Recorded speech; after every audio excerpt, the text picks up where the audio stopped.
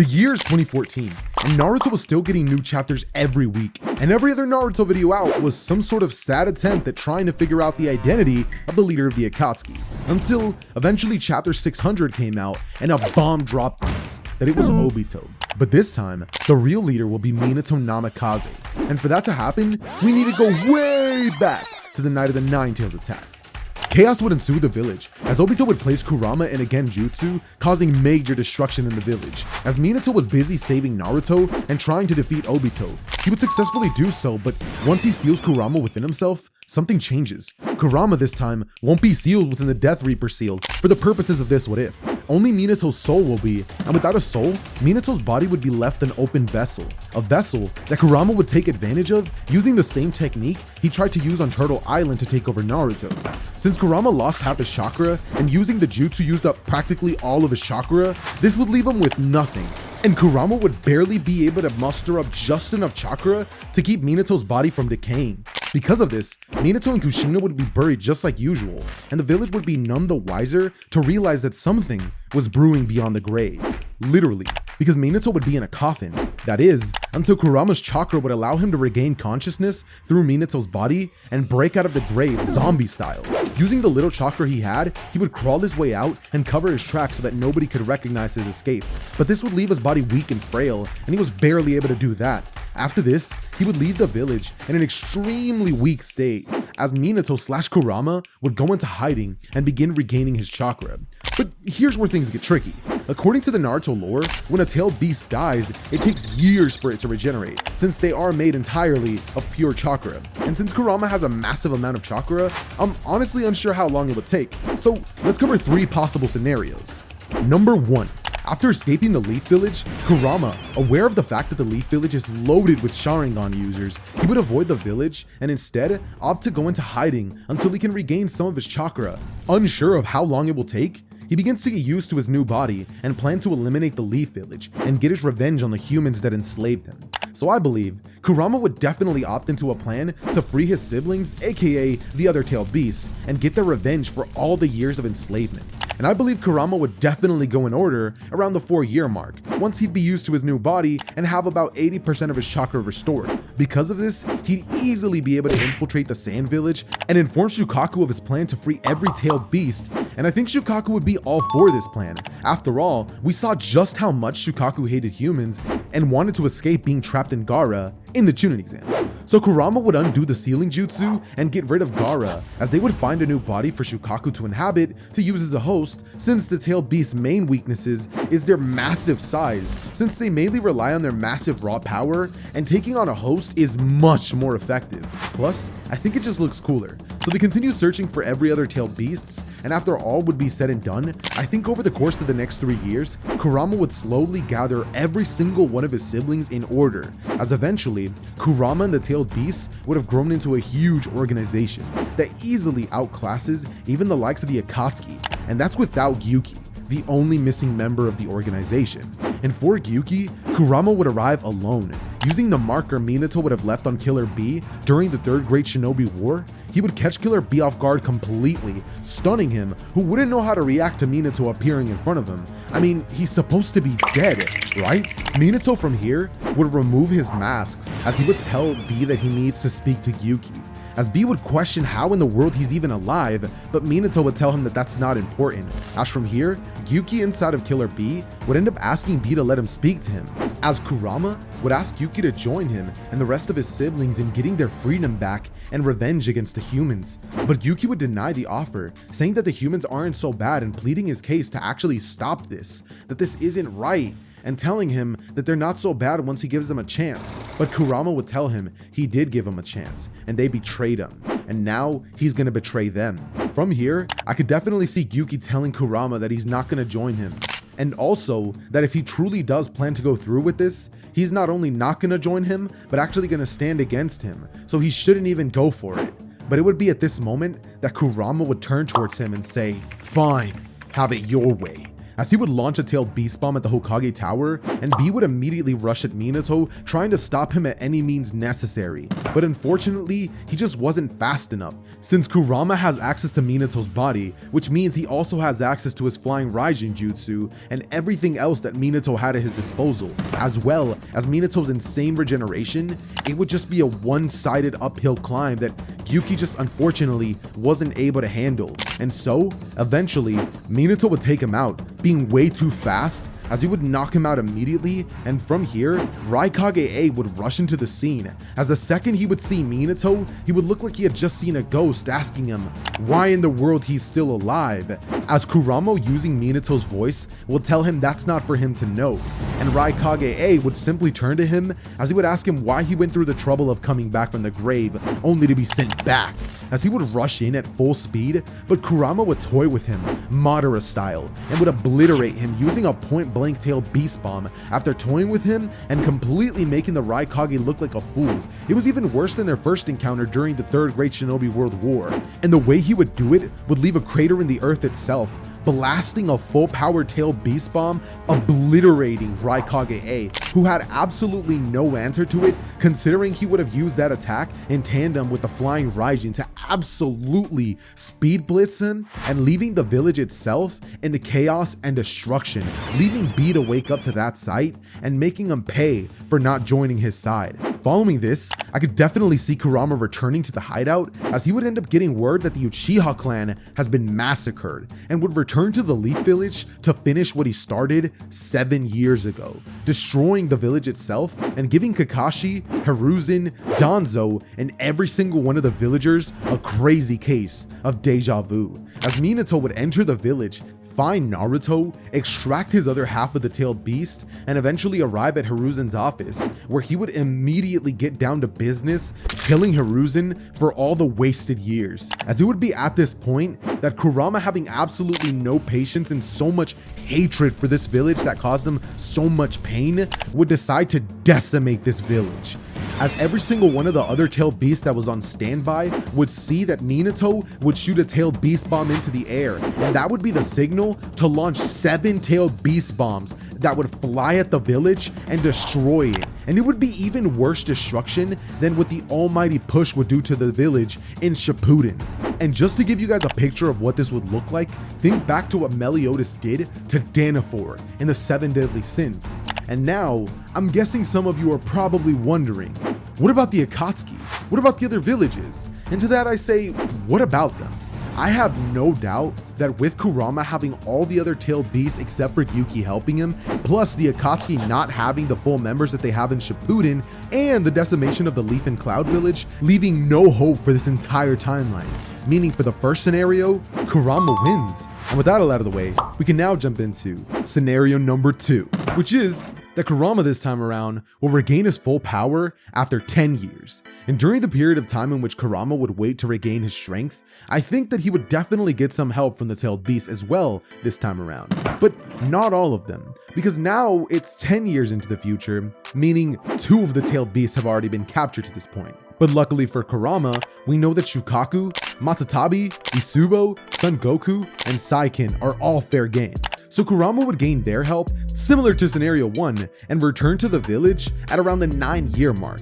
deciding to just take back his Yang half, opting to just get his power back that way. So I can see him pretty much killing Naruto and taking back his other half by force, as he would definitely, after doing so, immediately take on the Leaf Village. And since the Leaf Village at this point just wasn't equipped to take on not only Kurama, but 5 other tailed beasts, the village would be decimated. However, this time around, it wouldn't be quite as bad as the first time around, since this time around, my guy would actually be there to step up, and I could definitely see him tapping into his 8 gates power. However, unfortunately, because he doesn't get the extra years to train, I'm not going to be saying that his 8 gates transformation is going to be quite at the same level as the one that we get in canon, but it's still going to put up quite a massive fight. Alongside the help of Kakashi and Hiruzen, they would barely be able to hold off for a couple of extra minutes, but ultimately, I think that the tailed beasts, alongside Kurama, would easily be able to overpower them after taking out 8 Gates Guy, and once that would happen, it's just GG's for the village. But the scenario doesn't end here, because once the other great nations get wind that the Leaf Village was taken out immediately in one day by not only five-tailed beasts, but a mystery man, they would immediately get together and begin planning on how they're going to defeat this great massive threat that will most likely go after them next. And after a couple of hours of bickering, mainly from Raikage 8 and Inoki, the 5 great nations, or actually 4, would actually end up stepping up and banding together to defeat their own common enemy, way earlier than they would have in the original. And not only that, but the Akatsuki themselves would be on high alert. Having members like Sasori, Deidara, Kisame, and Itachi this time around, the team would actually end up being way more powerful than the one that we get in the first scenario. And with the combined forces of the Cloud Village, the Stone Village, the Rain Village, and the Sand Village, as well as the Akatsuki, I think they have more than enough firepower to actually hold a light to the tailed beast. And so I can see a 3-way war breaking out in which the 4 great nations and the Akatsuki would end up attacking the tailed beast. And since we know the members of the Akatsuki are all alive this time around and the Kage are much younger, the power that they have combined together would be absolutely insane, and they would be more than capable of going toe-to-toe with Kurama's small army head on, taking every single one of the tailed beasts on one by one, as we know that even in the original, 2 Akatsuki members are more than enough for each individual tailed beast. And with the help of Pain, Obito, Itachi, and other high-ranking shinobi, there is just no way in my head that I can see Kurama winning this at all. And ultimately, in this scenario, he'd be defeated. But that's not where this scenario ends, because we have to also take into account that the Akatsuki are still alive, and that means that the 4 great shinobi nations are going to be having to face off against the full power Akatsuki, who now has access to the tailed beast, since I can definitely have seen them capturing them. So I think eventually another civil war would break out, where it would be the Akatsuki versus the 4 great shinobi nations. And unfortunately, I just don't see any way for the 4 nations to actually be able to beat the Akatsuki. And so this would mean that the Eye of the Moon plan would be successful. And let's just say that the show Naruto wouldn't exactly be called that, but in the next scenario, it definitely will be.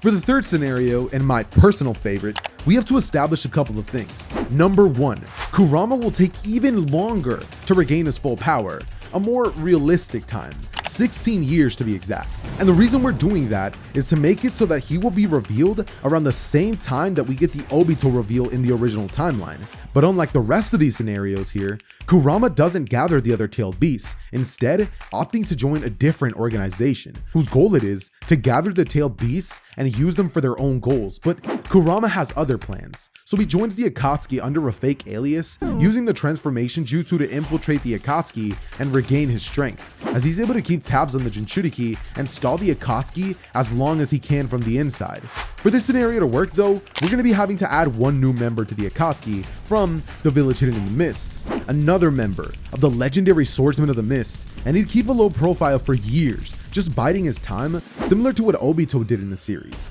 This means that this time around, Naruto gets to grow up, and every arc in the series until the Pain arc would go down just like it would in the original. Because here's where the dominoes begin falling. This time, when Naruto meets Minato, this will mean so much more for the series going forward, since Naruto meeting his father this time around will have massive implications for this timeline. And so, we jump into Obito's point of view, as just like in the original, after Naruto would defeat Pain, Konan would hide the body of Nagato, and Obito, just like in the original, after sending Sasuke to the 5 Kage summit, would end up going to retrieve the Rinnegan, and would be met with resistance from Konan, nearly dying from this encounter, and using the Izanagi, or so Obito would think, because in this moment, once Obito would come back from the dead, Kurama would finally reveal his presence, as it would be in this moment that Obito would hear a deep voice from behind, as he would tell him he's not as lucky as he thought he was, and Kurama would immediately begin to battle the already weakened Obito, who would lose since Kurama had years to game plan for Obito, not to mention he had 16 years to train and learn other jutsus. Plus, having watched Konan's battle with Obito, he would have definitely taken some notes from that fight, and so he would easily be able to take Obito out of the equation, as from here, he would establish himself as the real leader, taking the Rinnegan for himself, as he would hide them away, not wanting humans to desecrate the Sage of Six Paths memory, as he would decide to finally go on the offensive and pay the humans back for all the years of enslavement that the humans put him through. But before he would attack the Leaf Village, Kabuto would approach him with an offer to join his side, only asking for him to hand Sasuke over when it's all said and done. And Kurama, not caring and also needing all the help he could get, he would immediately accept this offer as he, just like Obito would in canon, begin the war arc. And the events would all play out just like they did in the original, except this time around, instead of Naruto smashing the mask to reveal Obito's identity, this time around, Kurama, wanting to play mind games with the group, would end up actually deciding to take his own mask off, showing exactly who it is that's been under the mask this whole time. And none other than Minato would be standing there, shocking Guy, Naruto, and Kakashi, who can't even process what's happening. And Naruto would drop his guard, yelling at Kurama why he lied to him, as he begins crying, believing that Minato really planned this from the start and turned his back on the village and on him.